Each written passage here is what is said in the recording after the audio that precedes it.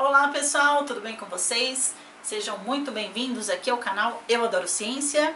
Eu sou a professora Renata e no vídeo de hoje nós vamos fazer uma revisão geral sobre lamarquismo e darwinismo. Se você já gostou desse tema, curte o vídeo e vamos para a aula de hoje.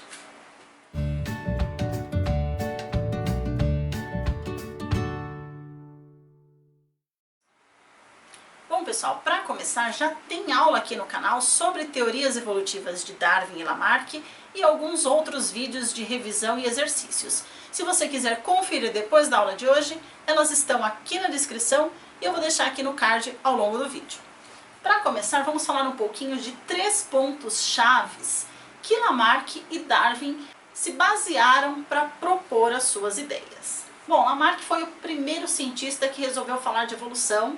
Então tem algumas coisas bastante erradas na sua interpretação. E aí depois veio Darwin que deu uma corrigida aí e colocou as teorias de Lamarck bem de canto. Só que a gente não pode esquecer as teorias lamarquistas, porque às vezes dá uma confusão e pensando como Darwin a gente pode agir como Lamarck e isso não pode acontecer. Beleza? Então vamos lá. Os 3 pontos chaves que eles se basearam nas suas teorias foram o meio ambiente, as características dos indivíduos e como seriam os descendentes. Para Lamarck, o meio ambiente é quem criava condições que favoreciam uma transformação imediata do indivíduo ou de alguma parte do seu corpo para poder sobreviver. Então Lamarck falava muito em transformação automática, instantânea, evolução miojo, não esqueça. Já Darwin, fazendo esse comparativo, ele dizia que o meio criava condições de seleção natural, ou seja, o meio ambiente escolhe o melhor para viver nele. Aquele que ele vê que não tem condições, a natureza já descarta para não gastar energia à toa mantendo o indivíduo que não tem condições. Então, segundo o darwinismo, o ambiente seleciona. Portanto, Darwin fala muito em seleção, como eu grifei aqui. Então, ele indica que o meio ambiente exerce essa seleção natural, escolhendo os organismos que estão melhores adaptados àquele meio. Em relação às características físicas do indivíduo, para Lamarck, as novas características surgiam a partir do fenômeno que ele chamou de uso e desuso. Se o indivíduo usa bastante um órgão, uma parte do corpo, aquilo fica forte, visível e já transforma imediatamente essa estrutura nesse organismo. Ou se o indivíduo não usa muito, ele vai atrofiando até desaparecer. E isso, gente, é uma observação bastante infantil de Lamarck. Porque vamos pensar, o indivíduo destro, eu por exemplo sou destra, eu uso com mais frequência o meu lado direito, o meu braço direito. Para Lamarck, ele acreditaria que esse meu braço seria extremamente forte, musculoso, vistoso e o esquerdo atrofiaria. E não é o que acontece, gente, os meus 2 braços são iguais, certo? Eu só tenho um pouco mais de facilidade em usar o braço direito, a mão direita. Mas não me impede de tentar escrever ou usar mais o braço esquerdo. Então, isso aqui é uma observação bastante infantil de Lamarck. Não existe uso e desuso para essa característica meio que se fixar no organismo. Nada a ver. Já Darwin dizia o quê? Que as características próprias do indivíduo em uma determinada população conferiam uma melhor adaptação a condição dele naquele ambiente em relação aos demais. Então, se um organismo tem uma característica melhor adaptada, ele consegue ficar no meio ambiente, através lá do processo de seleção natural. Já que para Darwin é o meio que escolhe.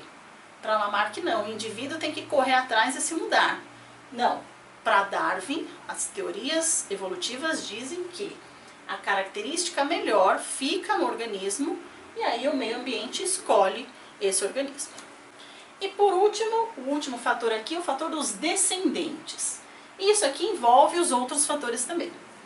Para Lamarck, o descendente já adquiria uma característica do seu ancestral que fosse mais forte. Então, por exemplo, em relação ao uso e desuso, um organismo que melhora uma parte do seu corpo, essa transformação já se fixa no organismo. E quando ele tiver um descendente, o seu filhote, o seu descendente, já vai nascer com essa característica forte própria.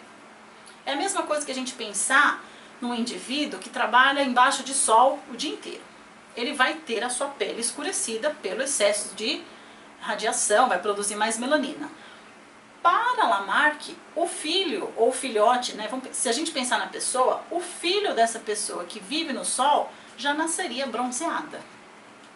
Não faz o menor sentido, já que o pai ou a mãe que fica no sol, só que a sua carga genética é de uma forma. A sua pele bronzeada é reflexo do seu ambiente, do seu meio de trabalho. Isso não quer dizer que esse fator já incorporou na genética. Esquece. Então, para Lamarck, os descendentes já recebiam tudo pronto.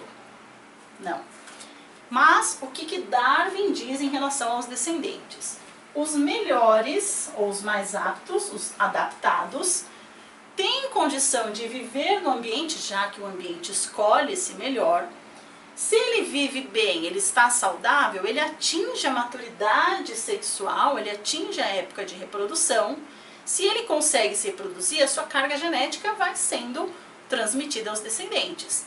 Então, para os descendentes, a característica do indivíduo melhor adaptado que o ambiente selecionou continua. Se ela não for suficiente para o meio ambiente, esse descendente aqui não vai chegar à maturidade sexual, porque ele não vai ser forte o suficiente para isso. Se ele não se reproduz, a característica não continua. Certinho, pessoal?